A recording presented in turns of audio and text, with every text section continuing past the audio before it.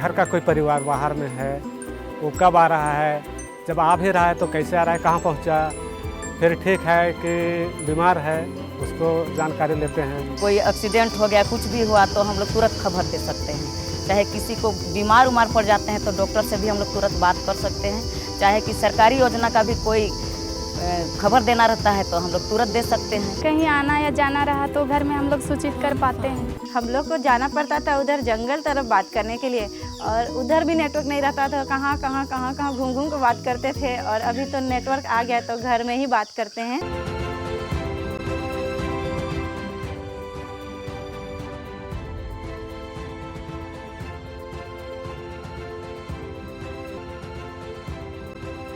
Tower नहीं होता था तो हमारा कंपनी हेडक्वार्टर चाहे बटालियन हेडक्वार्टर पे बात नहीं हो सकती थी, जिसके वजह से काफ़ी परेशानी होती थी। हफ्तों भर 15 दिन तक बात नहीं होती थी तो घर के लोग नाराज़ रहते थे, कहाँ है मेरा लड़का, नहीं है।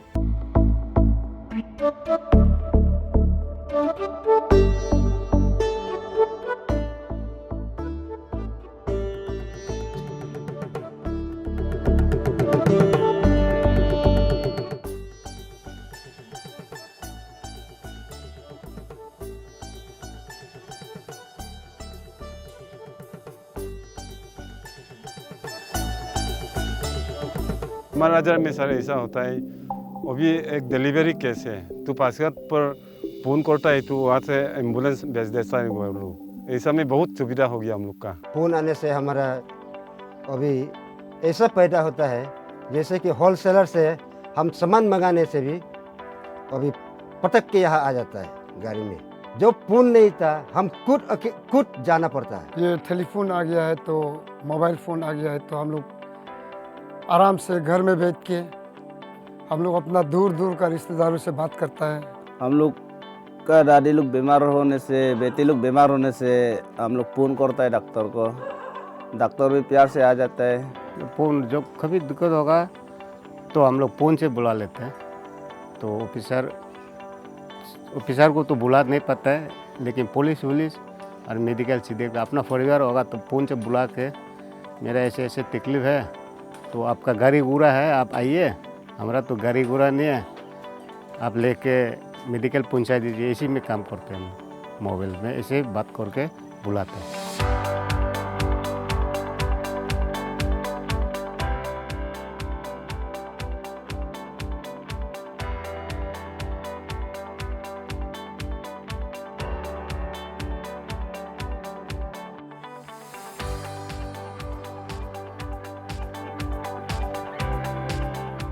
डिजिटल इंडिया यानी सबको अवसर, सबको सुविधा, सबकी भागीदारी।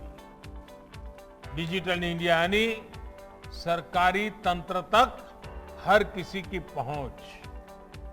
डिजिटल इंडिया यानी पारदर्शी, भेदभाव रहित व्यवस्था और भ्रष्टाचार पर चोट। डिजिटल इंडिया यानी तेजी से लाभ, पूरा लाभ। डिजिटल इंडिया यानी मिनिमम गवर्नमेंट, मैक्सिमम गवर्नेंस।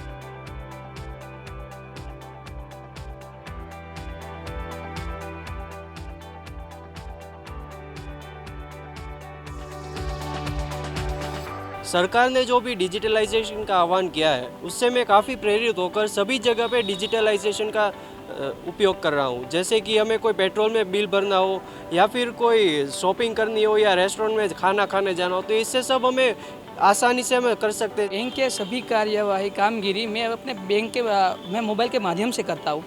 जिसमें मनी ट्रांजैक्शन हो या कोई भी लेन देन का रिकॉर्ड देखना हो, वो सभी आसानी से हो रहा है। मैं बहुत थैंकफुल हूँ नरेंद्र मोदी जी को, बिकॉज ऑफ जब से वो डिजिटल क्रांति लाए हैं हमारे देश में, हमारी लाइफ बहुत इजी हो गई है।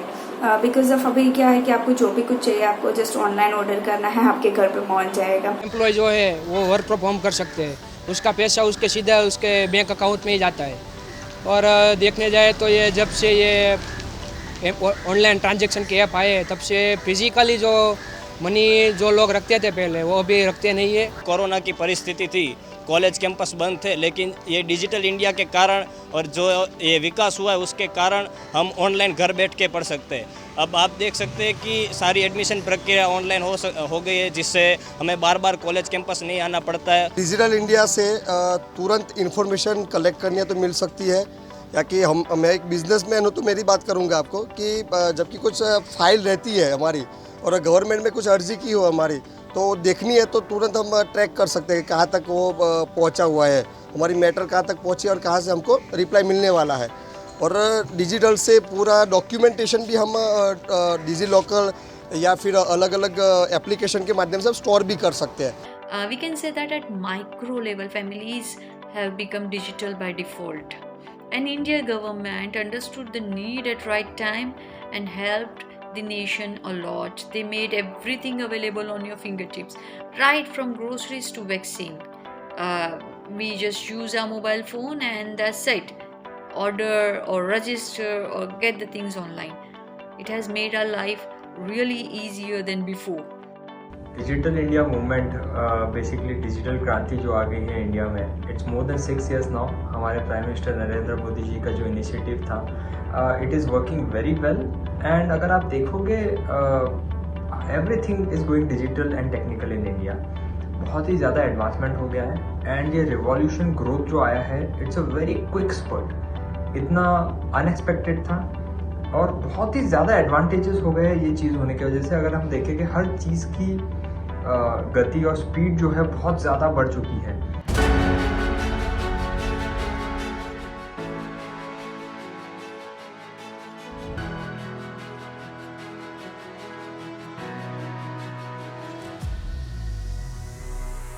संघ के संस्कार का हो या कुछ प्रेरणा का हो अपने अधिकारियों की, जिसके कारण कुछ न कुछ अपना विकास करने में लगे रहे। जब ये शास्त्र मेरे सामने आया तो मैं उसका पोटेंशियल समझ गया। कंप्यूटर, इंटरनेट, इंफॉर्मेशन टेक्नोलॉजी, और फिर तो उसमें मन इतना लग गया कि कभी रात को देर देर तक मैं इंटरनेट पर खोया रहता हूँ। बहुत सी सारी दुनिया की चीज़ों पर बुक शॉप में चला जाता हूँ।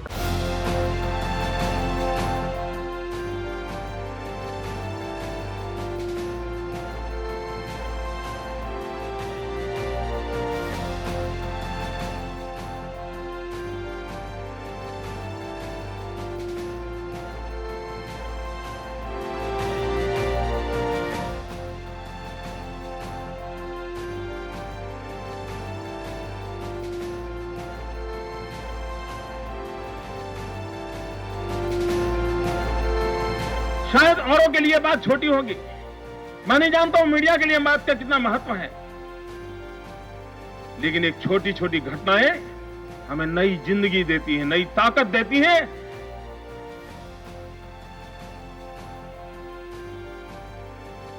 इस भूकंप की विनाशिका में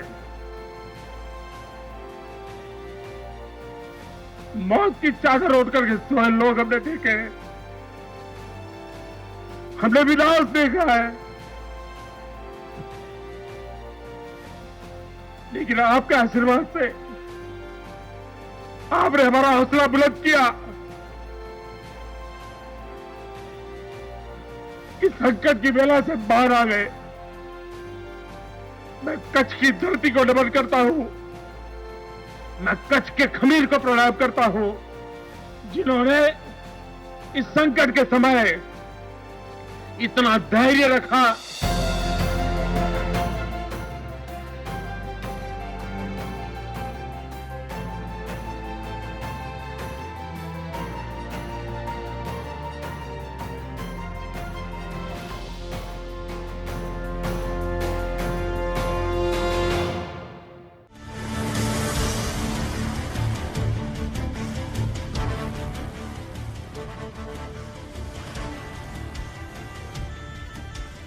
ट्रेडिशन, टूरिज्म, ट्रेड, टेक्नोलॉजी, ये 5 टी ऐसे हैं जिसके भरोसे हम ब्रांड इंडिया को लेकर के विश्व को एक बाजार बनाने की ताकत खड़ी कर सकते हैं। मित्रों, भारत उत्पादन करे, दुनिया खरीद करे, लेकिन इसके लिए हमने टेक्नोलॉजी में अपग्रेडेशन करना होगा, हमारी टैलेंट का भरपूर उपयोग करना होगा।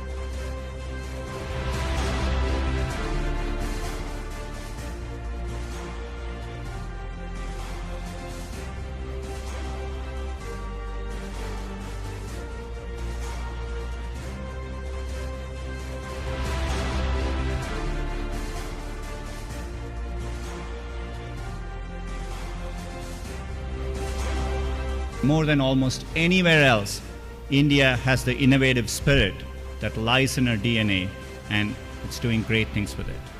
It's that spirit that drives everyone here, and like everyone, I'm excited to see India's future. Very excited to work together with the Prime Minister to make that happen. The Indian school participating in the Skype classroom session is a great example of that. It is a school in the Srikakulam district of Andhra Pradesh. We worked with the Indian Research Education Network to bring low-cost broadband connectivity using TV white space technology to that rural school. We're now working to pilot the same in Varanasi. And our plan is to partner with the Government of India, the state governments, the telecommunications company, and the local ISPs to take this technology to 500,000 villages in India. When you look at Prime Minister Modi's vision of a digital India, a manufacturing in India using this inflection point that is occurring, what we do very well at Cisco is see that inflection point occur, and you compete not against other countries or other companies, you compete against your ability to innovate and the ability to skill in India, not 1 million jobs a year, but 1 million jobs new incremental a month. Think about how this gives you the vehicle with digital manufacturing that would not have been there before to make in India. 100 smart cities, 240,000 villages. Your vision, I believe, will happen. It takes a country and a leader that has the courage to do that.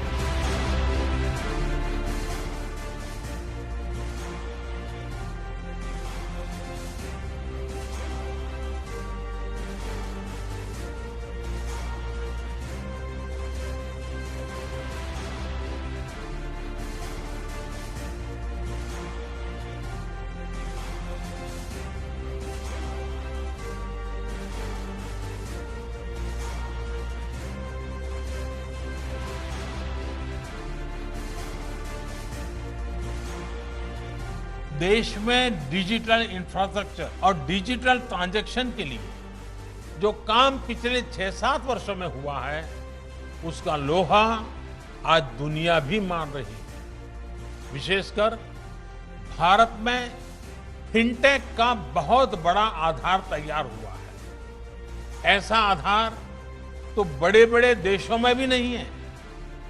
देशवासियों का positive mindset fintech solution को adopt करने की उनकी क्षमता भी असीम है। इसलिए ये आज भारत के युवाओं, भारत के स्टार्टअप इकोसिस्टम के लिए भी बेहतरीन मौका है।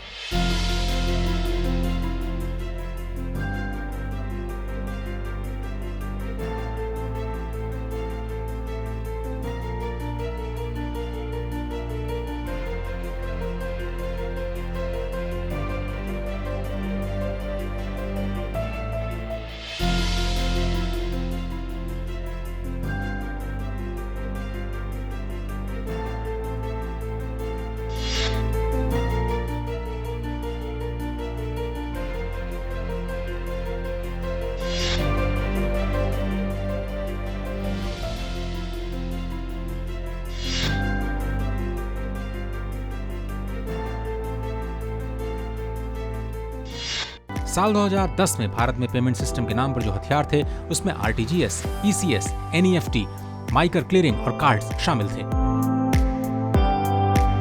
साल 2020 में पेमेंट सिस्टम में RTGS, NEFT, नाच, IMPS, UPI, NETC, BBPS, RuPay, cards, PPI का एक पूरा इकोसिस्टम काम कर रहा है। 10 साल पहले 2010-11 में लाइन लगाकर पेपर पेमेंट की हिस्सेदारी कुल रिटेल पेमेंट सिस्टम का करीब 90% था और इलेक्ट्रॉनिक पेमेंट सिस्टम का हिस्सा 10%। कार्ड के जरिए केवल 1% पेमेंट किया जाता था। साल 2020 में इलेक्ट्रॉनिक पेमेंट की हिस्सेदारी 10% से बढ़कर 75%, कार्ड पेमेंट की हिस्सेदारी 1% से बढ़कर 4% हो गई।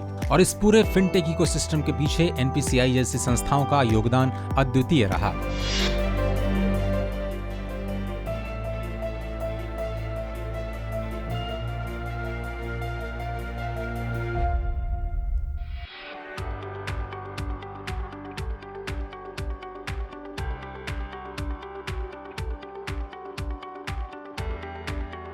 जिस दिन से वाईफाई लगाया ना उस दिन सारी समस्याएं हल हो गई हैं। पहले हम सुनते थे कि इसमें देखते क्या है, हमें यही नहीं पता था ये यूज होता, हम घबराते थे कि पता नहीं इसमें है क्या चीज़। बच्चे बड़ी मतलब खुशी से देखते हैं क्योंकि यहाँ लगा हुआ है, तो उसको एकदम मतलब देखते हैं ना तो उनकी जिज्ञासा बढ़ती है कि हम देख के ये पढ़ रहे हैं। पहले तो बहुत कम बच्चे आते थे, अब उसको देख देख के सब आते हैं।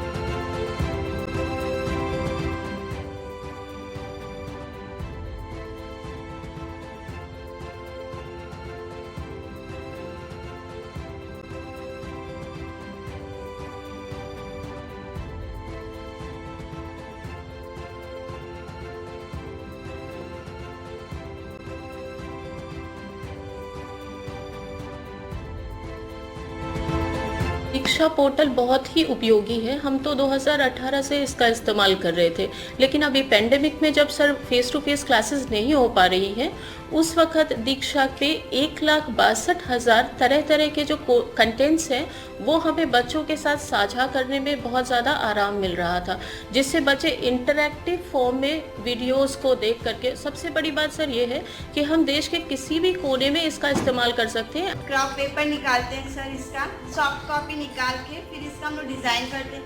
तो कंप्यूटर द्वारा हम लोग को हार्ड करता है, इसलिए हम लोग पहले इसको इस पेन से यूज़ करते हैं डिज़ाइन बना के। फिर इसका हम लोग सॉफ्ट कॉपी निकालते हैं। सॉफ्ट कॉपी निकालने के बाद हम लोग इसके कपड़े पर डिज़ाइन बनाते हैं। कपड़े पर डिज़ाइन बना के हम लोग फिर इसका डिज़ाइन करते हैं। सर ये जड़ी की डिज़ाइन हुई है।